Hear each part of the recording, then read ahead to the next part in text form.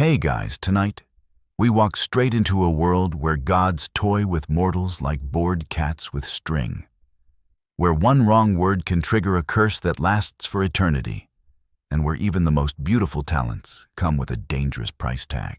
You probably won't survive this, honestly. One slip of the tongue, one compliment delivered the wrong way, and you could easily find yourself turned into a shrub, a bird, or worse. Seriously, don't try to impress the gods. So before you get comfortable, take a moment to like the video and subscribe, but only if you genuinely enjoy what I do here. And of course, drop your location and local time in the comments. I love seeing where you're all watching from. Now dim the lights, maybe turn on a fan for that soft background hum, and let's ease into tonight's journey together. You step into the bright, sharp air of ancient Greece. Marble temples rise above rocky hills, olive groves shimmer under the sun, and somewhere nearby, mortals are carefully watching the sky, not for weather, but for signs that one of the gods might be paying a little too much attention. Here's your mainstream historical fact. In Greek mythology, the gods weren't distant figures. They walked among mortals, interfered in daily lives, and often reacted to even small slights with terrifying creativity. Divine power came bundled with divine ego. You stroll past a bustling village square where merchants hawk woven fabrics dyed in deep indigo and crimson. Among the stalls you hear whispers not about war or politics, but about a girl, a mortal girl, one whose weaving is said to rival the gods themselves. Here's your quirky tidbit. The Greeks had an entire category of myths about mortals who got a little too good at something and dared to compare themselves to the gods. It rarely ended well. Think of it as ancient Greece's version of Don't Poke the Bear. Historians still argue whether these myths served mostly as morality tales to teach humility, or whether they reflected deeper anxieties about creativity competition and where human skill should safely stop. You catch one old woman leaning into her friend, whispering with both admiration and dread. They say she weaves like Athena herself. The name drops like a pebble into still water. Every ear nearby twitches. Every glance grows cautious. Because Athena, goddess of wisdom, battle strategy, and the patron of all weavers, does not take kindly to competition, especially from mortals. And as the sun shifts, you feel it in the air. A confrontation is coming. A divine accident that will forever change how you see every spider that's ever spun a web. Next, you'll meet the goddess herself, Athena, radiant and calculating, watching from Olympus as her mortal rival's fame begins to spread. You lift your gaze upward where the marble columns of Olympus pierce the clouds, gleaming like ivory under the endless blue sky. Up there, far above mortal gossip, Athena watches, and she hears everything. Here's your mainstream historical fact. In Greek mythology, Athena stood as one of the most powerful and revered deities, goddess of wisdom, war, strategy, craftsmanship, and most famously weaving. She was patroness of cities, protector of heroes, and one of the 12 Olympians. You stand on Olympus's polished stone as the goddess surveys the mortal world below. Her gray eyes, sharp as the tip of a spear, narrow as whispers about Arachne, float up like incense smoke. Mortals comparing a human girl's weaving to hers, dangerous words indeed. Here's your quirky tidbit. Athena wasn't just any goddess, she was born directly from Zeus's forehead, fully armored, after he swallowed her pregnant mother. Talk about an unconventional delivery. From the moment of her birth, she embodied intellect, discipline, and deadly calm. Historians still argue whether Athena's myths reflect genuine reverence for female intelligence, or whether they conceal more complex anxieties about powerful women in ancient Greek society. Some see her as a rare celebration of female wisdom. Others see her portrayed as cold, calculating, and stripped of maternal traits. You watch her now, lips pressed thin. She has tolerated many things, foolish kings, petty heroes, even the endless quarrels of her fellow gods. But a mortal challenging her own sacred craft that claws at her pride in a way few offenses ever have. Here's where you sense the tension building. Athena isn't driven by senseless rage like Ares or vanity like Aphrodite. But pride is dangerous in all gods, even perhaps especially in the goddess of reason. Below her, Arachne's fame only grows. Travelers speak of tapestries so finely woven they seem alive. Threads so delicate they shimmer like morning dew on a spider's web, though no one realizes yet how ironic that will soon become. Athena listens to every boast, every whispered claim that Arachne weaves better than any god. The goddess doesn't storm off immediately. Instead, she waits. She calculates.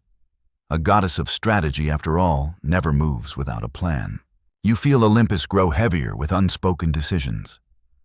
A mortal has crossed an invisible line, and when gods are slighted, they rarely respond with patience. Soon, Athena will descend not with lightning or storms, but with a test. A chance for the mortal to show humility, or if she doesn't, to seal her fate. And next, you'll meet Arachne herself, the gifted, headstrong weaver who unknowingly spins her own tragedy one flawless thread at a time. You leave Olympus now, drifting gently down to the mortal realm where Arachne works beneath the open sky.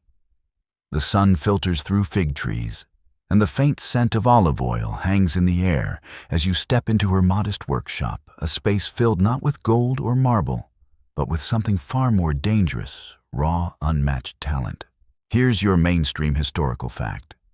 Arachne's tale comes to us primarily through Ovid's Metamorphoses, where she is described as a mortal woman from Lydia, gifted with extraordinary weaving skills that captured the attention and eventual wrath of Athena herself. You pause in the doorway, watching Arachne's fingers glide across the loom with almost supernatural ease. Her movements are swift, fluid, hypnotic. Every thread falls exactly where it should, each pattern emerging with breathtaking precision. Here's your quirky tidbit. The Greeks valued weaving so highly that it was seen not just as craft, but as a near-divine art form. The fates themselves, the Moirai, were imagined as cosmic weavers spinning, measuring, and cutting the threads of mortal lives.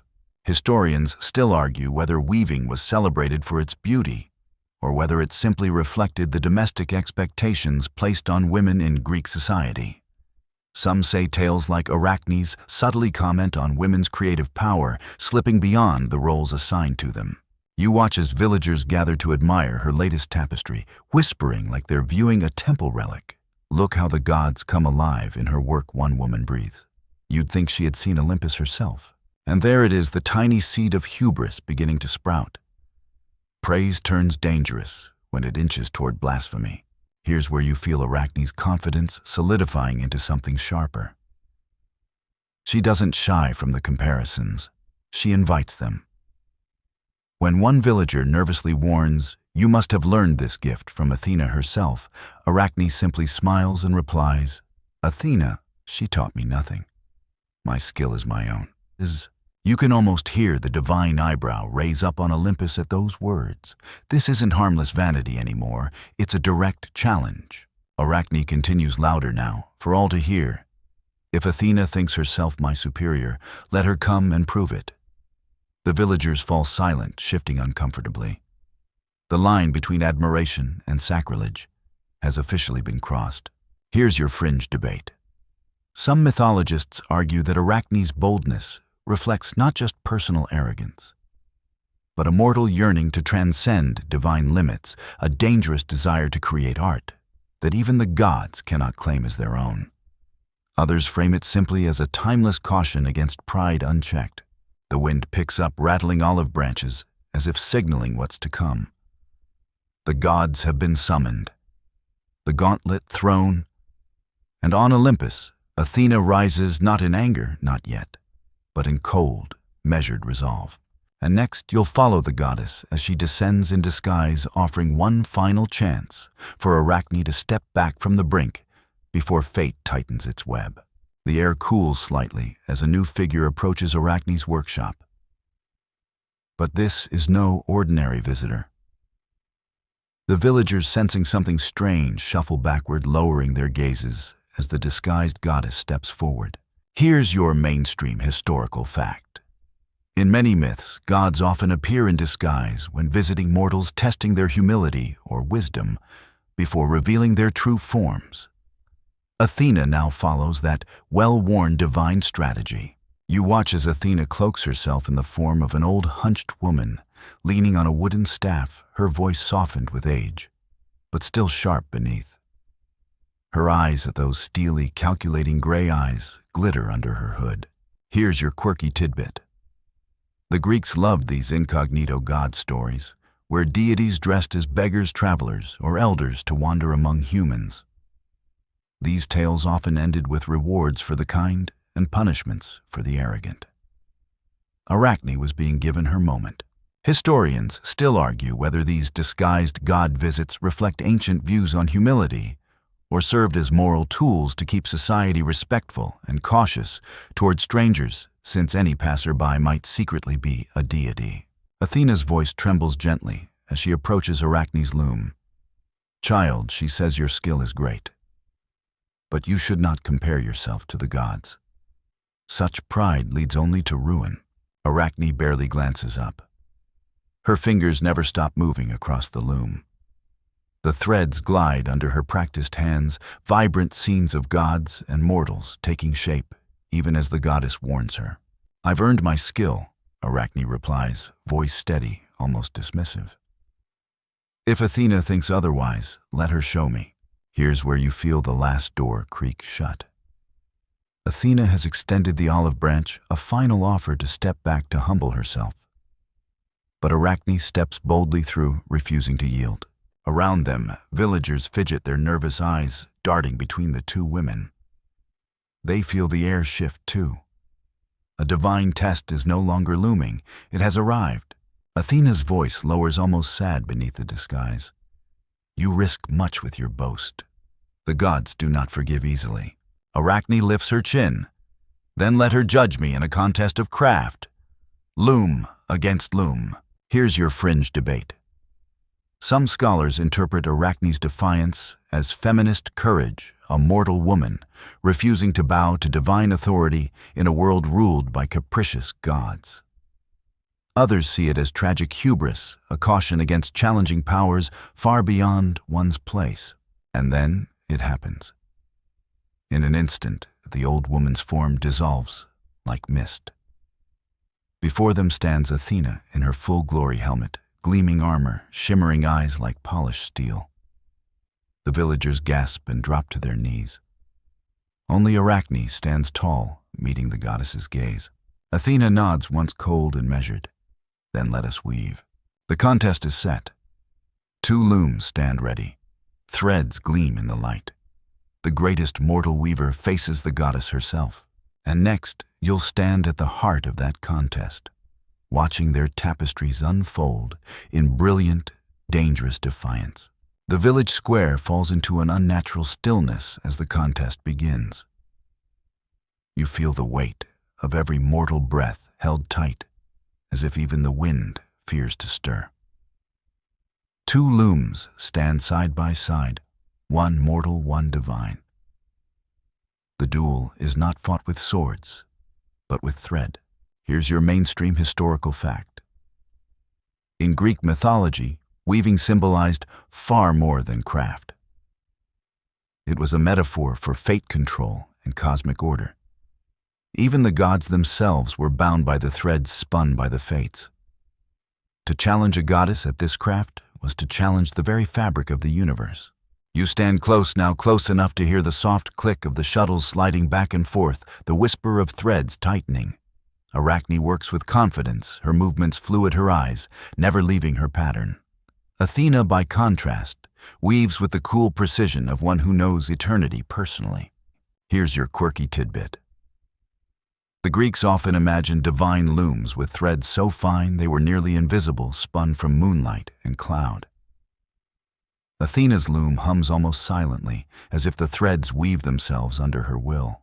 Historians still argue whether these weaving contests reflected actual historical crafts, competitions, or were entirely metaphorical devices to explore pride, creativity, and divine justice. Some scholars believe weaving was seen as the one arena where mortal women's skills could brush dangerously close to the divine. You glance between the two tapestries as their images unfold. Athena's work shimmers with scenes of Olympus in perfect order. Zeus seated in power gods, radiant in glory. Mortals humbly worshipping at their feet. Every stitch radiates divine harmony. But Arachne's tapestry tells a different story. One thread at a time, she weaves scenes of the gods' scandals, Zeus in disguise seducing mortal women, Poseidon's betrayals, Dionysus's drunken chaos. Her threads expose not glory, but shame, daring to call out divine hypocrisy. Here's where you feel the true danger. Arachne isn't just competing, she's accusing. With every perfectly woven thread, she challenges the gods' untouchable reputations, stitching their flaws into immortal cloth. The villagers exchange nervous glances. To equal Athena is bold. But to mock the gods, that's something entirely darker. Athena's face remains composed, but her eyes narrow as the mortal's tapestry nears completion. The goddess cannot fault Arachne's skill, each thread is flawless.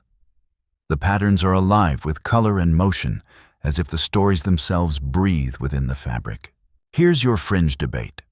Some mythologists suggest that Arachne's true crime was not arrogance, but truth-telling, that her tapestry exposed the gods' darker sides too clearly for their comfort. Others argue it was the act of challenging divine authority that sealed her doom regardless of the message. The final threads are pulled taut. The looms fall silent.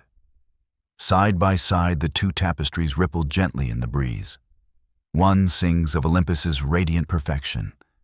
The other hums with uncomfortable, scandalous honesty.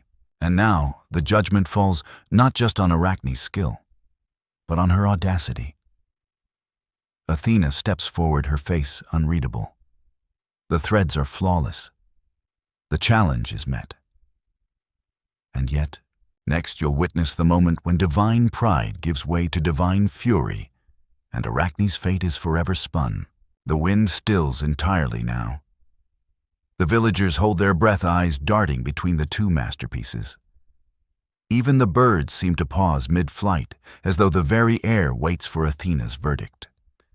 And you, standing at the edge of the square, can feel it, the dense, electric weight of pride and fury wrestling inside a goddess. Here's your mainstream historical fact. In myth, gods often responded less to the outcome of contests than to the manner in which mortals challenged their authority. Even when mortals were technically correct, the gods rarely rewarded them for it. Athena steps closer, her polished spear glinting softly in the morning light. She examines Arachne's tapestry with the cold, unblinking focus of divine scrutiny. The skill is undeniable. The patterns are perfect. The images are painfully accurate. Not a thread out of place. Here's your quirky tidbit. According to Ovid, Athena was so impressed and simultaneously enraged that for a brief moment she considered leaving Arachne's talent untouched, if only the subject matter hadn't been so offensively truthful. It's like losing a debate, not because the facts are wrong, but because they're too right. Historians still argue whether this moment reveals Athena's inner conflict between her role as the patron of wisdom and her fragile divine pride. Some suggest Athena admired Arachne's honesty, while simultaneously recognizing that her own authority could not tolerate public humiliation. Athena's jaw tightens. Her voice, when it comes, is low and sharp as a drawn blade. Your skill is flawless, she admits, but your insolence is unforgivable. Here's where you feel the shift from judgment to punishment. Arachne, standing proud just moments before now, stares wide-eyed, her confidence cracking like thin ice under heavy boots. Without warning, Athena raises her hand and strikes. The loom shudders. The vibrant tapestry trembles and begins to dissolve, threads unraveling as if plucked apart by invisible fingers. What was once a flawless testament now falls into tangled heaps at Arachne's feet. The villagers flinch. Some turn away. Others dare not even breathe. Arachne falls to her knees, her hands shaking over the ruined threads, her great work now reduced to scraps.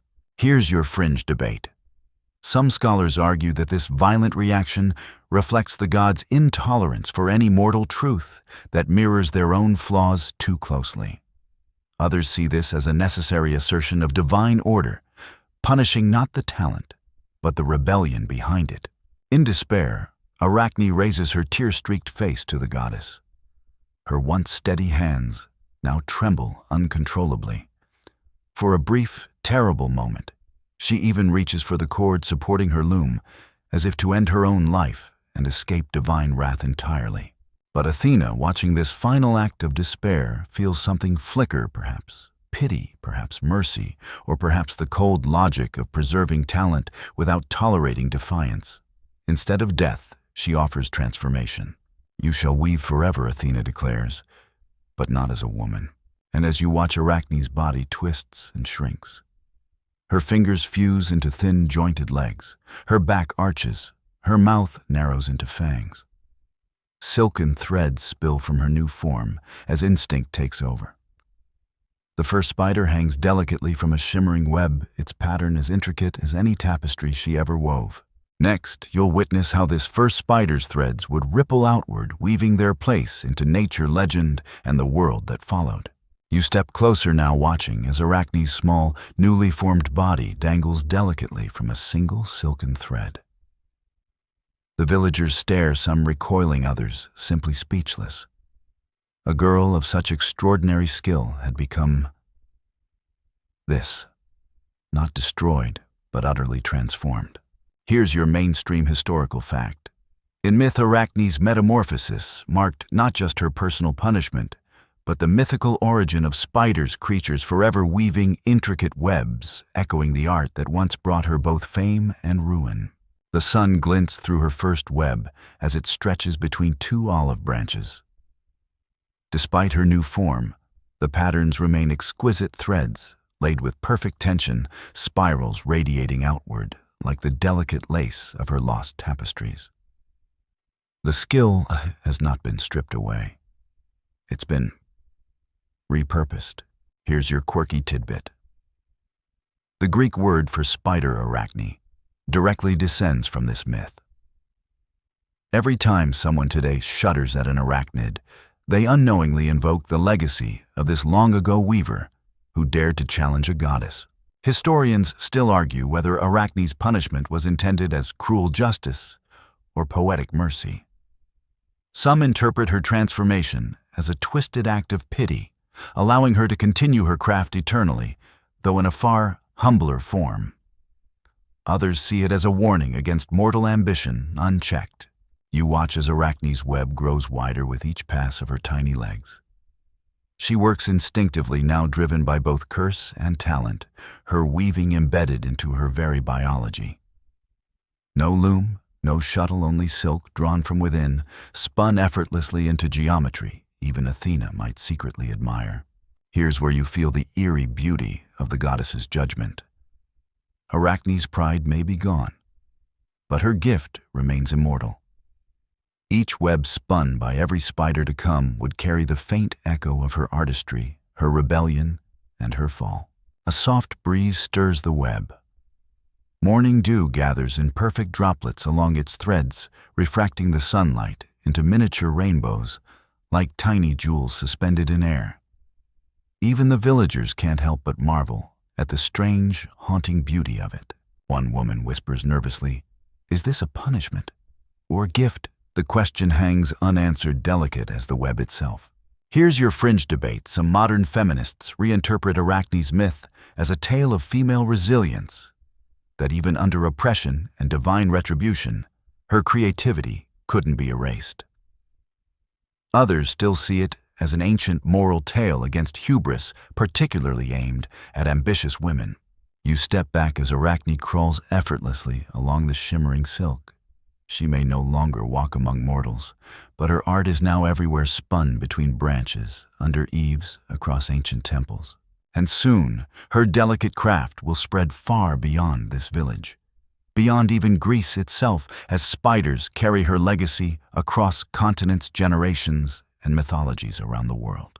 Next, you'll follow how these weavers' descendants of Arachne crept into the folklore, science, and superstition of countless cultures who saw both terror and wonder in their intricate designs. You follow Arachne's delicate descendants as they slip quietly into every corner of the world. No longer confined to Lydia or even Greece, spiders spin their fragile art across continents, weaving themselves into the myths, fears, and fascinations of countless cultures. Here's your mainstream historical fact. Virtually every civilization developed its own relationship with spiders, sometimes as symbols of creativity and patience, other times as omens of misfortune, danger, or trickery. The web became both a metaphor and a mystery. You wander now through ancient Africa, where the trickster Anansi appears a spider god, known not for his weaving, but for his cleverness and storytelling. His webs are not silk, but tales spun to entangle kings and spirits alike. Here's your quirky tidbit. In many West African and Caribbean traditions, Anansi is celebrated as a cultural hero, using wit and wisdom to outsmart those stronger than himself. Unlike Arachne, his webs trap power itself, not the wrath of the gods. Historians still argue whether these widespread spider myths share a common ancient origin or developed independently. As humans observe the strange, almost magical ability of spiders to create structure from nothing but air and thread. You continue your walk now through Norse mythology, where no specific spider deity exists, but where the imagery of weaving and fate remains central. The Norns, much like the Greek fates, spin the threads of destiny beneath Yggdrasil, the world tree binding all lives together. Here's where you sense the universal human instinct. We see our own lives reflected in webs. The threads, the connections, the fragility, and the hidden strength beneath it all. In Japan, you glimpse the Jorogumo, a mythical spider woman, who lures victims into her lair with beauty before revealing her deadly silk. Here, spiders embody seduction and danger, their artistry paired with menace. One old Japanese folktale whispers, "Beware the woman who sits calmly by the web, her patience is eternal, but her mercy is not." Here's your fringe debate. Some anthropologists argue that spider myths reflect primal human fears, small creatures with deadly power, their webs symbolic of traps and helplessness. Others suggest that humans saw their own creativity mirrored in the spider's silent, intricate labor. You pause as a tiny orb weaver drops silently from a tree branch, landing inches from your face. Its legs flex and fold, and within moments, it anchors its silk and begins again spinning patterns coded into its very being, passed down from Arachne's ancient curse. Here's where you realize the strange paradox, though. Arachne was punished, her art endured. Spiders perfected the very skill that once offended Olympus, turning it into survival, into legacy, into quiet wonder beneath every branch and beam. Even modern science still marvels at spider silk, stronger by weight than steel, more flexible than synthetic fibers. Researchers study it not simply for its strength, but for its astonishing biological design, nature's perfect loom. As you move forward, you leave behind the myths and enter the quieter realm of symbols where spiders crawl not only across branches, but across the pages of art, literature, and psychology itself. And next, you'll follow how Arachne's echo threads its way into modern minds, weaving fear, beauty, and creativity into the very fabric of human thought. The web stretches even further now, threading itself into laboratories and research facilities where humans, ever curious, ever hungry for nature's secrets, try to unravel the astonishing science hidden inside Arachne's cursed gift. Here's your mainstream historical fact. Spider silk has become one of the most studied natural materials in modern science, prized for its incredible strength, flexibility, and lightness properties. Engineers and biologists continue to marvel at and attempt to replicate. You watch researchers in sterile white coats carefully collecting strands of silk from obliging orb weavers, spinning their own tiny, shimmering masterpieces inside carefully controlled glass habitats. The threads glisten under the microscope, each filament only microns wide, yet stronger than steel ounce for ounce. Here's your quirky tidbit. Scientists have even implanted spider silk genes into goats using the goat's milk to produce silk proteins. On a larger scale, an odd fusion of barnyard and arachnid that would likely confuse even the gods of Olympus. Historians still argue whether nature's perfect designs like spider silk reflect some deeper universal intelligence, or are simply the result of billions of years of evolutionary trial and error. Some marvel at the seeming perfection, while others remind us that even perfect threads serve humble survival.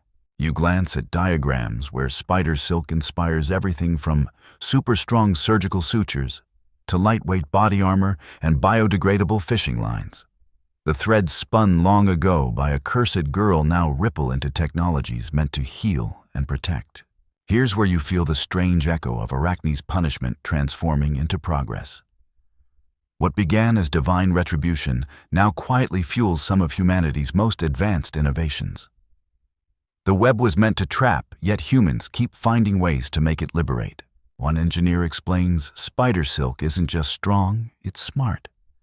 It absorbs energy, resists breaking, and adapts to stress. Nature solved problems we're still trying to understand. You imagine Athena, arms crossed, watching mortals puzzle over the threads she once intended as a curse.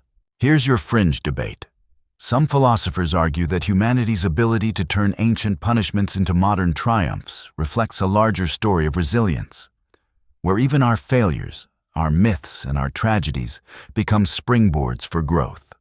Others caution that not every mystery should be unraveled so eagerly. As you leave the lab, a spider spins quietly in the corner of the window, oblivious to its place in cutting-edge research.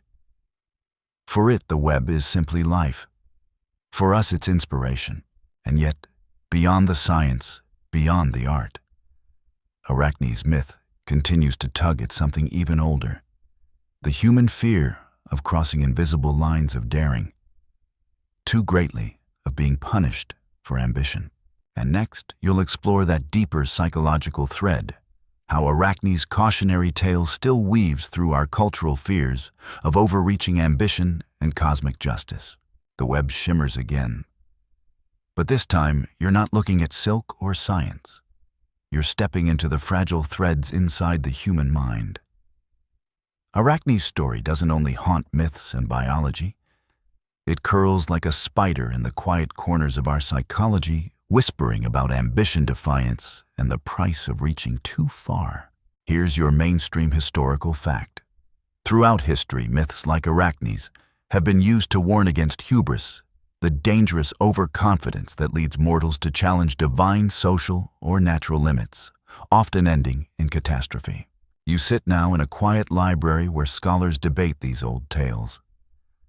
One gestures toward an ancient scroll, his voice soft, but certain hubris you see is not just pride. It's boundary breaking, a refusal to know one's place. Here's your quirky tidbit.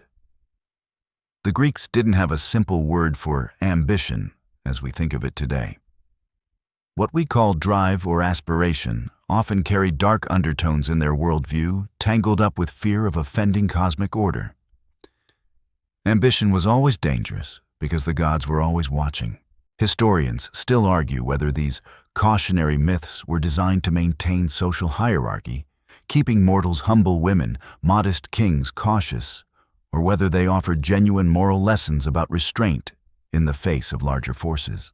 You imagine Arachne's defiance playing out today, the young artist who outshines her teacher, the bold innovator who challenges the establishment, the upstart who refuses to bow before tradition.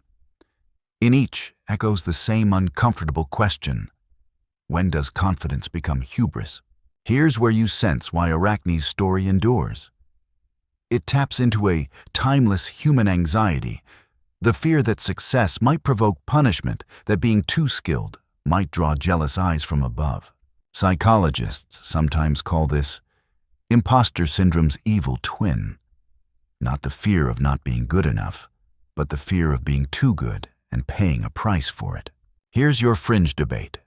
Some modern thinkers argue that myths like Arachne's have been weaponized historically to suppress innovation, especially among women and marginalized groups.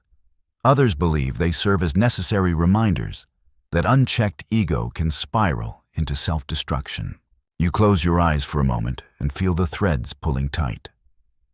Arachne's web isn't just silk. It's a psychological snare, a place where talent, fear, defiance, and consequence all knot together. The more skillfully one weaves, the more fragile the balance becomes. And yet, despite the warning, the ambition the reaching humans continue to create, to strive to push against limits. Perhaps that is why even cursed Arachne's weaving never stopped. Next, you'll step deeper into how Arachne's tale tangled as ever still shapes modern storytelling, appearing again and again in books, films, and cautionary arcs that continue to spin her ancient thread more. The threads tighten as you step into modern stories, and suddenly, Arachne's web feels startlingly familiar. Though centuries have passed, her tale keeps resurfacing, spun again and again, in books, movies, and television, where mortals still challenge fate and suffer the consequences. Here's your mainstream historical fact. Many modern narratives, from classic literature to superhero films, echo the ancient structure of hubris, downfall, and transformation found in Greek myths like Arachne's. The formula still holds great talent, bold defiance, harsh consequences. You walk into a cinema where the screen flickers with stories that feel suspiciously Arachnean. There's Victor Frankenstein, who dared to create life. There's Icarus, whose wings carried him too high. There's even Anakin Skywalker, whose immense power and ambition lead him into darkness. Here's your quirky tidbit: even modern superhero origin stories sometimes borrow from Arachne's structure. Fittingly, Spider-Man himself was indirectly inspired by the strange allure of spiders, though his curse was radioactive rather than divine. Peter Parker's own web-slinging journey reflects responsibility, transformation, and the delicate balance of great power. Historians still argue whether these recurring patterns in modern storytelling reflect our ongoing fear of ambition or our fascination with it. Some suggest we're addicted to cautionary tales. Others argue these narratives are secretly about hope, that even after the fall, redemption remains possible. You flip through novels where characters rise too fast, challenge authority, and fall hard. The echoes of Arachne thread quietly through it all. The artist punished for brilliance, the genius undone by pride, the prodigy who refuses to kneel. Here's where you feel how deeply Arachne's ancient dilemma still hums in our collective subconscious. How much greatness can we dare before we trigger fate's backlash? You overhear a screenwriter explaining to a student, every good tragedy starts with someone overreaching. That's why it still works after thousands of years. And you know exactly whose threads they're tracing, even if they don't say her name. Here's your fringe debate. Some cultural critics argue that modern retellings often soften Arachne's core lesson, allowing for redemption where the original myth offered only punishment.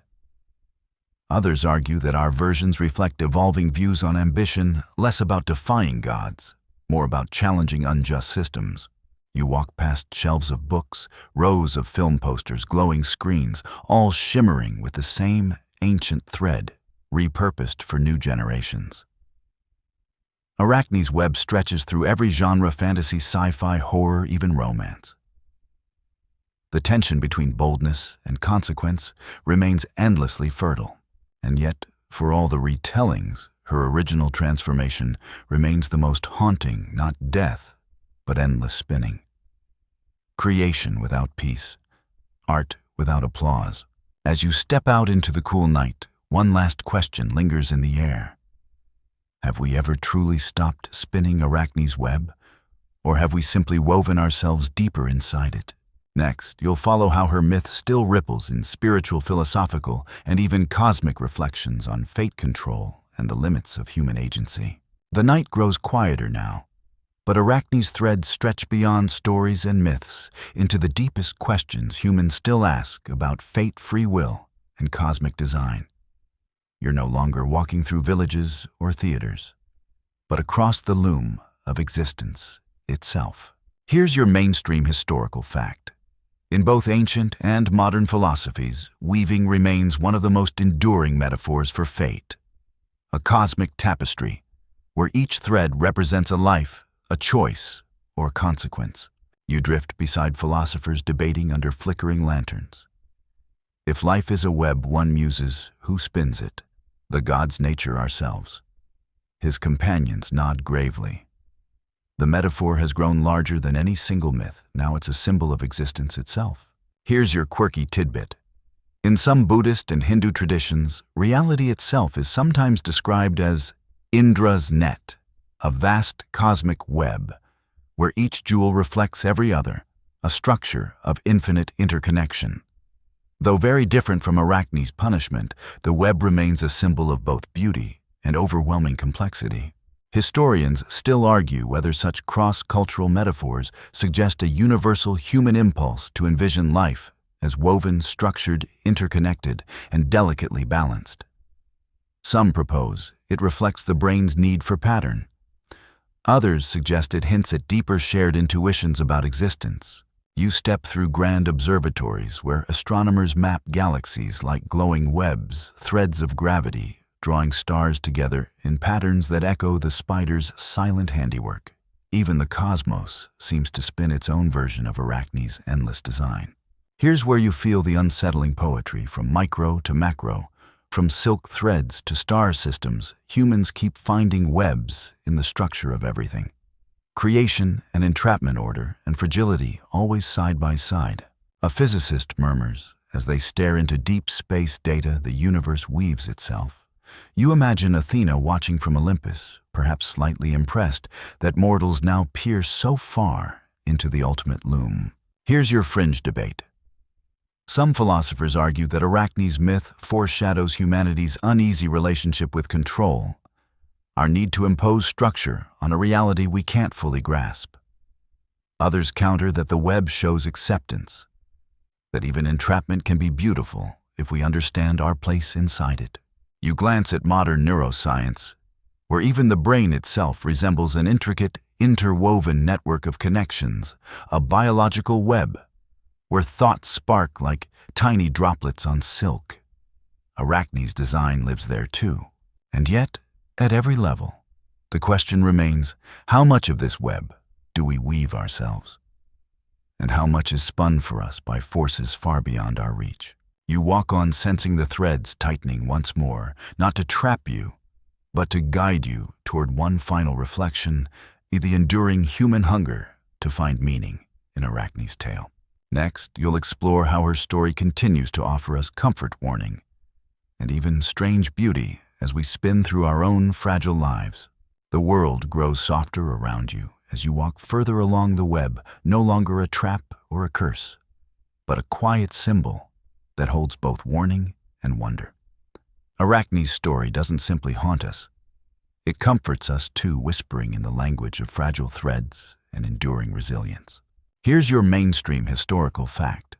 Across centuries, Arachne's myth has been retold not only as a tragedy, but as a meditation on creativity itself, the risks of creating, the courage of skill, and the fragile line between mastery and arrogance. You sit now beneath a tree where a small spider spins at dusk. Its web glistens with dew, each droplet catching fading light, like tiny stars suspended in silk. You watch not with fear, but with quiet awe at the precision, the patience, the impossible delicacy of its work. Here's your quirky tidbit. The Japanese haiku poet Matsuo Basho once likened the act of writing poetry to the work of a spider, each word placed with care, each pause suspended like fragile silk in empty space. Historians still argue whether Arachne's myth belongs primarily to tragedy, cautionary tale, or quiet admiration for mortal artistry. Some see it as brutal suppression. Others read it as reluctant divine respect for the power of human creation. You feel now how the tale transcends punishment. Arachne wove with fearless honesty, revealing the gods' imperfections. Her threads carried truth, even if truth was too much for Olympus to tolerate. In her transformation, her gift was not erased, but made eternal. Here's where you sense why the story lingers in us so deeply, not simply because it warns us to be careful, but because it acknowledges the price and the beauty of being bold enough to create. A poet nearby recites softly, "We weave though gods may tear, still threads return to finger the loom remembers." Here's your fringe debate. Some artists and philosophers argue that Arachne embodies the painful balance every creator faces, risking rejection, misunderstanding, or even ruin to pursue work that pushes against comfort, against hierarchy, against silence. Others insist her story simply warns against disrespecting power. You glance once more at the spider's web, complete now vibrating gently in the night breeze. It will catch nothing tonight but moonlight, yet it glows like a living tapestry hung between the stars. Arachne still spins. In every corner of every world, her delicate legacy continues both a caution and an invitation: dare to create, but respect the thread. Next, you'll step into the final glistening threads of this long journey, reflecting on how Arachne's web ultimately weaves through every act of human creativity and resilience, even as we drift gently into sleep. The web fades softly beneath your feet as you enter the final threads of Arachne's long-spun story. Around you, there is no loom, no goddess, no audience, only the hush of endless silk stretching gently into the quiet. Here's your mainstream historical fact. Arachne's myth has remained one of the most enduring from ancient Greece, retold for over 2,000 years across cultures, disciplines, and generations, always inviting us back into its fragile, shimmering net. You pause now, not before a temple or a loom, but within your own mind. You've seen her talent, her defiance, her punishment, and her transformation. And somehow, even after all that, the feeling isn't terror, it's awe. Here's your quirky tidbit. The philosopher Aristotle once described spiders not only as remarkable engineers, but as creatures of balance, masters of proportion and harmony, whose webs reflect natural order as much as artistry. Historians still argue whether the myth's true heart lies in fear of divine punishment or reverence for the unbreakable human urge to create even under threat. Some say Arachne reminds us of boundaries. Others say she celebrates the refusal to stay silent. You glance up, and in the moonlight, a single strand glistens above, spun without audience or applause, yet no less perfect for it. In her endless spinning, Arachne found not simply a curse, but a kind of strange immortality. Here's where you feel the final paradox. Though silenced, she speaks. Though punished, she persists. Every web built since carries her signature, a quiet defiance stitched into nature itself. An artist nearby whispers to no one, "We all weave," even knowing what it might cost. And you feel that thread hum softly in your chest. Here's your fringe debate. Some scholars propose that Arachne's tale isn't simply about gods and mortals, but about what it means to be human at all, the dangerous, beautiful drive to make something lasting, even under fragile circumstances. You step back from the story now, sensing how its delicate strands have wound through myth, science, art, fear, and courage, binding not just Arachne's fate, but your own capacity to dream and create despite uncertainty. And now, with the web fully spun, you prepare to drift gently into its soft, swaying quiet, carried by threads older than time itself. The gentle hum of the loom fades as your breath slows, and the last silken thread catches the soft glow of moonlight. You feel the weight of centuries lift, replaced by a tender quiet, a fragile peace woven through time. Arachne's story, spun from pride and punishment, creativity and consequence, settles around you like a soft shawl, warming and comforting even as it reminds. Her web is not just a trap, but a tapestry of lessons about courage, humility, and the eternal human dance with creation.